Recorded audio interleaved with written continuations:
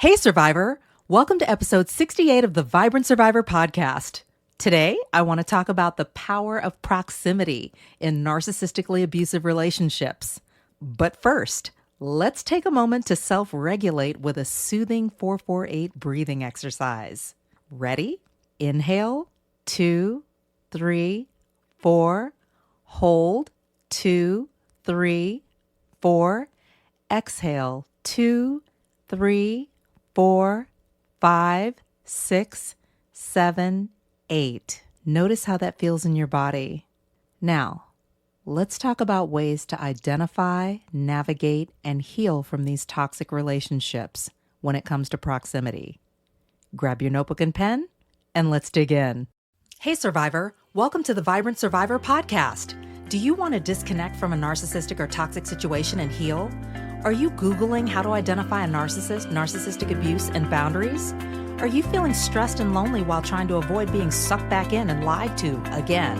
Hey, I'm Lesley. As a busy wife and mom, I fell for the lies and manipulations of narcissists. I wasted my time, talents, and money on users who kept moving the goalposts. I wanted real relationships and business opportunities and to enjoy life with my family. Instead, I struggled with anxiety, panic attacks, and insomnia, and I couldn't trust my body or anybody until I took a holistic approach to healing. In this podcast, you'll find tips for healthy living, trauma healing, and boundaries so that you'll have the freedom, confidence, and inner peace to respond, not react, after narcissistic abuse. Take a deep breath in, let it out slowly, and just relax. This time's for you. Hey, Survivor! Are you tired of feeling exhausted, stressed, lonely, and stuck in narcissistic relationships, and you just want closure and healing? I spent years rationalizing toxic relationships and dysfunctional environments in the name of community, connection, and career. As a result, I wasted my time, talents, and money on users who kept moving the goalposts. One of the worst was an alleged murderer who discarded me after I caught him lying, stopped helping him for free, and held my boundaries. Even though I dodged a bullet, I felt depressed, ashamed, and I doubted myself. I want you to know that you don't have to suffer in silence, feel alone, or crazy anymore. Come and experience the power of creating your own closure without the permission or participation of the narcissist. I've been no contact for over 4 years now, and I've grown personally and professionally. I have more clarity, stronger boundaries. I'm building a life and business that I've always wanted and enjoying real relationships. I know you want to break patterns of getting into toxic relationships, even if you don't mean to. And it feels so good to disconnect from dysfunction, set and hold boundaries, provide closure for myself, and focus on self-care. And to empower my kids to do the same. Go to closurecoachingsession.com right now and get ready to heal after narcissistic abuse. When it comes to narcissistic and toxic relationships, proximity matters. It could be a friend, family member, coworker, neighbor, stranger. Regardless of the nature of the relationship, your proximity to the narcissist can and will be used against you, whether you're near or far. For example, the bullying, harassment, triangulation, and manipulation that I experienced over the course of my life with my dad led me to share at his funeral in a completely different way than his longtime friend who told funny stories, cracked jokes, and did his best impression of my dad at the podium. So in that situation, we've got two people with different degrees of proximity to the same person with different experiences, both speaking their truths to an audience of people who also had varying degrees of proximity to the same person. Sound familiar? Here are 3 ways that narcissists can use proximity directly or indirectly to control and manipulate you. Number 1, physically. Narcissists can weaponize physical closeness in relationships, whether they're personal relationships or professional ones.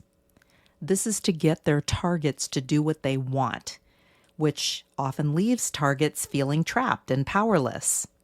They can do this by invading your personal space, using physical intimidation, threats, bullying, or resort to physical violence, or get someone else to do their dirty work. Number 2, emotionally. Narcissists use this to create a false sense of intimacy and connection with you. To do this, they'll engage you on an emotional level, even if they're lying to you, which makes it easier to manipulate and gaslight you. They might use affection, attention, praise, make you feel like you're the center of the universe or popular. And it provides quite the dopamine hit, and it is addictive when you are being made to feel that way. They may also pretend to be vulnerable, play victim, add some crocodile tears, and that can help to accomplish this emotional connection and this false sense of intimacy. And if you've been deprived of these things over the course of your lifetime or in your past relationships, then it can really kind of hit the spot. Number 3, relationally. Narcissists will use relational proximity to control you and others around them. This creates a dependency on the narcissist by others for things like information, communication, validation, and even support. They might try to isolate you from friends, family members, maybe other coworkers, neighbors. They may use triangulation, pitting you against other people to make you feel like an outlier and try to control the narrative. They may engage in mirroring from a relational standpoint so that you're basically looking at kind of a cheap imitation of yourself. They may dress like you, do their hair, makeup like you, start frequenting places that you like to go to, pretend to like all the things that you like, maybe talk like you, take on some of your gestures or some of your verbiage, your slang, your swagger. They may use this not only to draw you in closer, they may use your good qualities or the things that people find appealing about you to draw others in and alienate you. They may also deploy deception to accomplish relational proximity as well, lying about who they are, their accomplishments, who they know, places they've been. So what can you do? Survivor, I encourage you to prioritize your physical, emotional, and relational well-being. You are in control. So trust your gut when you're dealing with people.